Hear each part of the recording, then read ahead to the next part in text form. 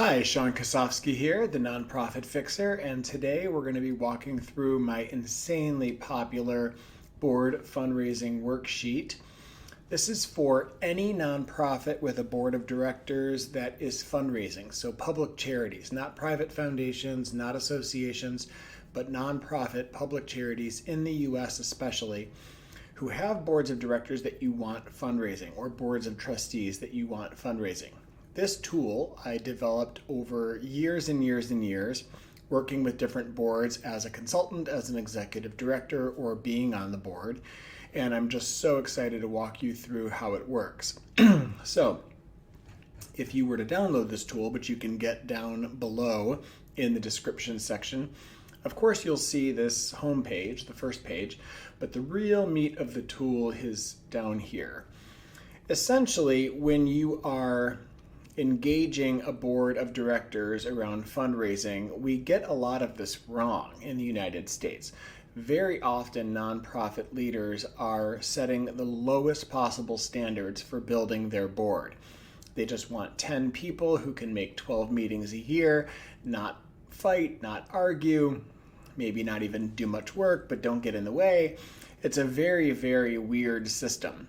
Nonprofit boards, of course, have a lot of power, but they very frequently are disengaged, distracted, and not given a proper orientation to do their job well. So when it comes time for us to ask our boards to raise money, we typically have to level up their skills and level up their engagement.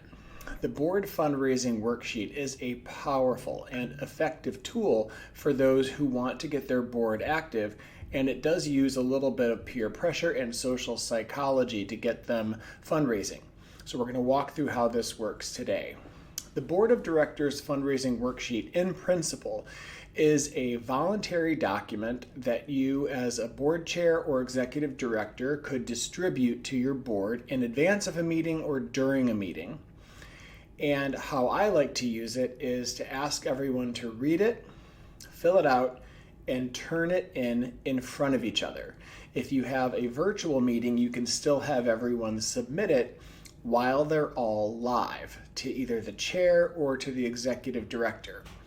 Here's why that matters, because there is something about peer pressure that works to help get boards doing what they need to do.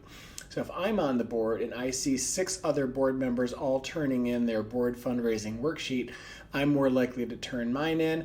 And if I turn mine in and everyone saw me turn mine in, I'm more likely to honor my pledges and honor my commitments.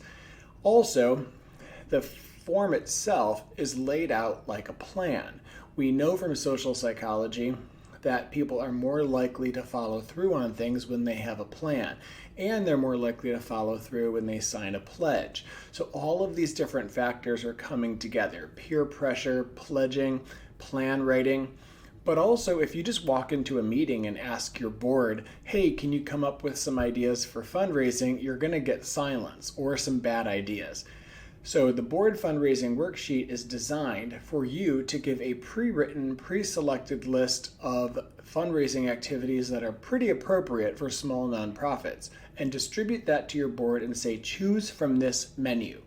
That is way more powerful and way more likely to get people to participate by giving them a pre-selected menu of options. In this form, you'll see that I ask everyone on the board to commit to giving a personal gift, to raising some additional money, to opening doors and making introductions, running a Facebook fundraiser, inviting people to their home, asking 10 friends to give money.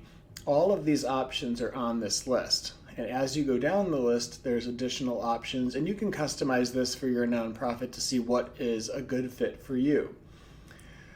But you can see here that there's plenty of options. So if your board still doesn't use this tool and still can't think of any way to fundraise, after looking at this menu, there is a very good chance that they're not a good fit for the board. If they're not going to fundraise and they're not going to put any effort into fundraising, then they should just be treated like any other volunteer, and they can step down from the board and serve on a committee or serve as a general volunteer. But if you're the owner of the corporation and you're one of the board members, you should have a higher level of commitment and you should find something on this list to do. There are very rare exceptions to this. I totally believe boards should be fundraising if they want to sit in the most powerful seat in the nonprofit. So that's how the Board of Directors fundraising worksheet works. The chair or the ED or really anyone can distribute this, get it all submitted in front of each other live, whether it's in person or virtual, and then use all your future board meetings to hold people accountable to what they pledged that they would do. So if you have any questions about this, hit me up in the comments down below. Subscribe if you want more of these, and you can get a copy of this in the comments in the description section. Thanks so much.